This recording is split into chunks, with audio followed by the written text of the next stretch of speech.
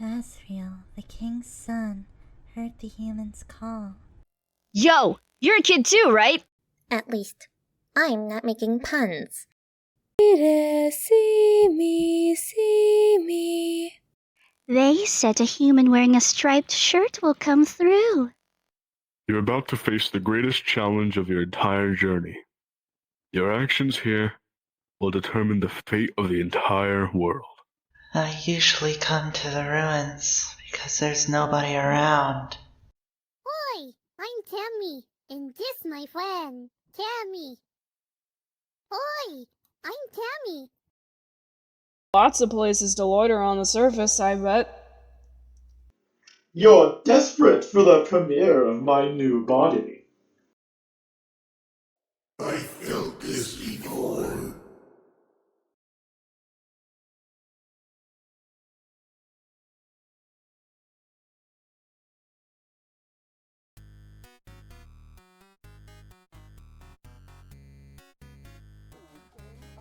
Oh, hey. Welcome to the new Immersiontale update. Sponsored by Raid Shadow Legends, one of the biggest mobile roleplay games of 2019! It's totally free! I'm losing my sanity, but let's check this out.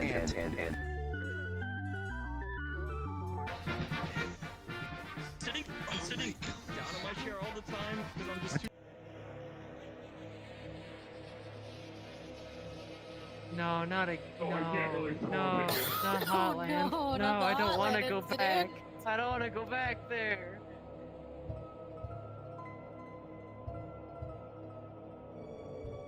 You know who else has dementia? You know who else has dementia? It's me, Markiplier. Oh, God dang it. It's me, Markiplier.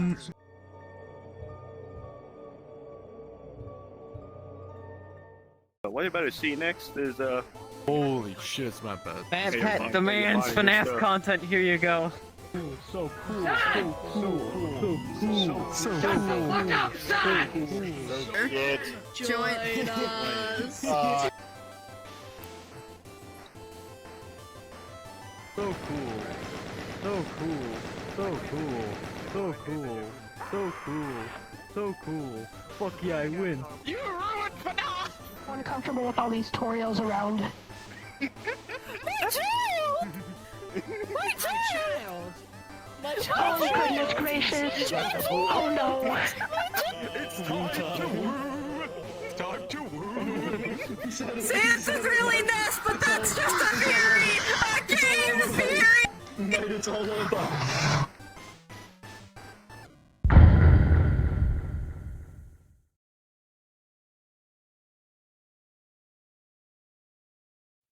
Hello everyone, so welcome back to another update.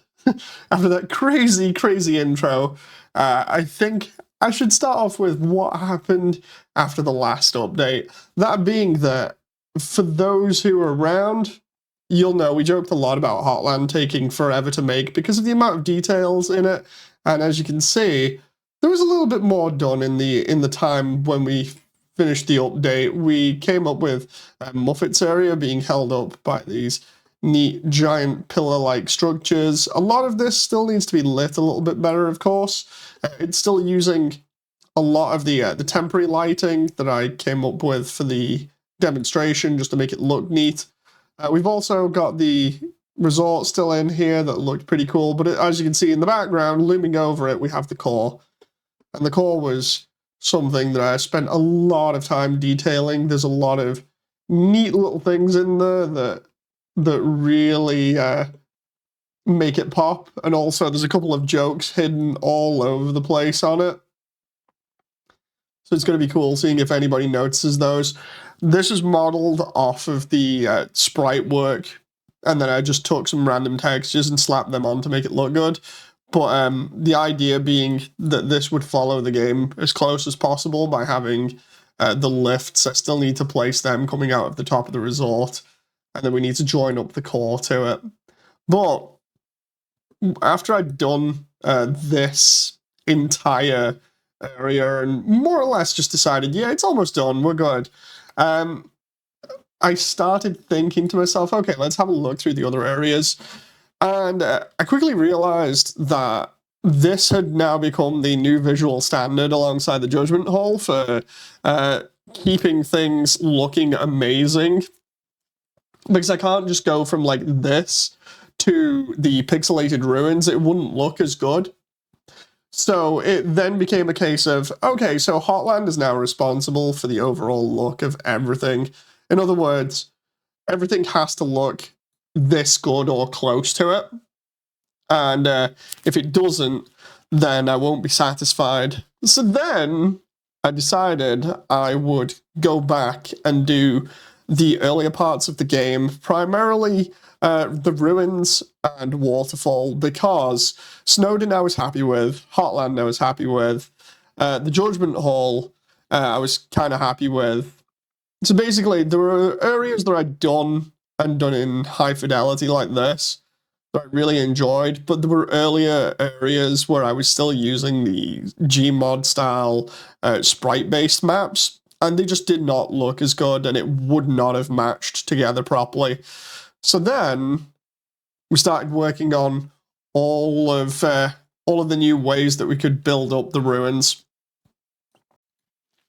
So when I first started doing the ruins here, the idea was to make everything glow. And the reason for that was just, I thought it would be a pretty cool thing to have everything looking kind of dark, but also having that magical glow to it. So of course, that's when I came up with the idea of using the mushrooms, and that idea has stayed even in the newer version. I've just taken it to a little bit more of its extreme to make the ruins look as though they're overrun. I still really do like this version. It's nice and simple, while also carrying across some of the idea with the mushrooms and the foliage and stuff. Okay, now I've got to update everything to match stylistically. The funny thing was, I mentioned it last night to a couple of people where I was like, so anyway, I'm doing the ruins over again, and there are a few people in chat that were like, dude, seriously? Like, that's gonna be so much work. And I was like, nah, it's really not. It's more just the whole thing of just making sure all the artwork matches up, and it's not as if I hate it or anything. I actually really like doing this, so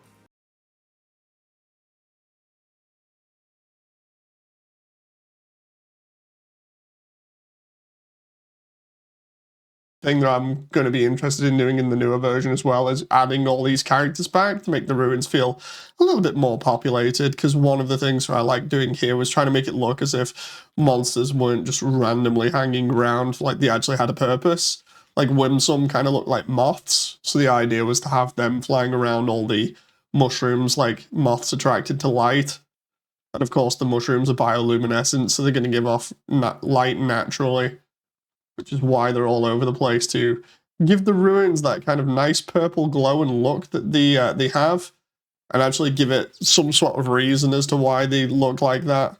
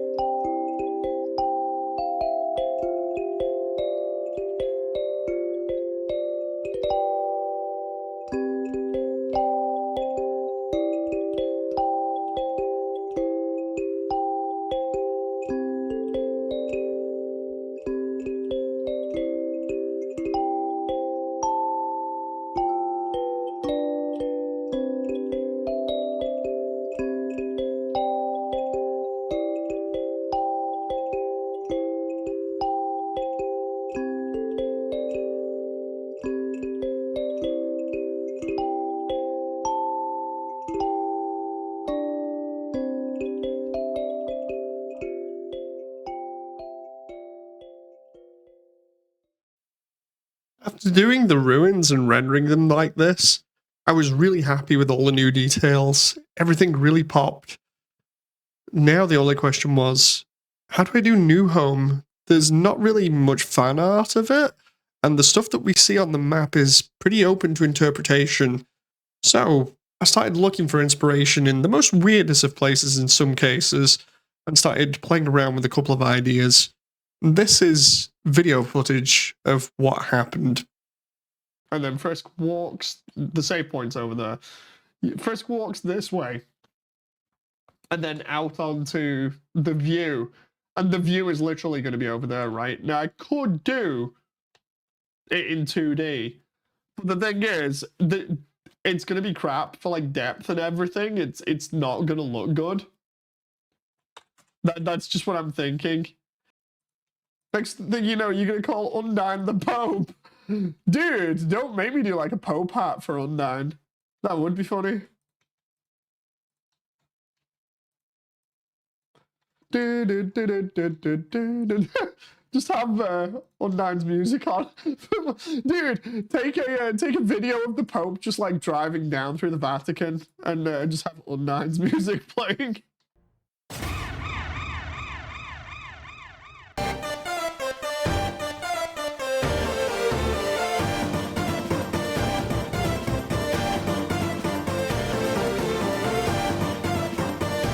On the picture, it's the problem of drawing his cloak. Ah, okay. I'm doing that. Let me do that right now. Why are you just mocking up Undyne with the Pope hat?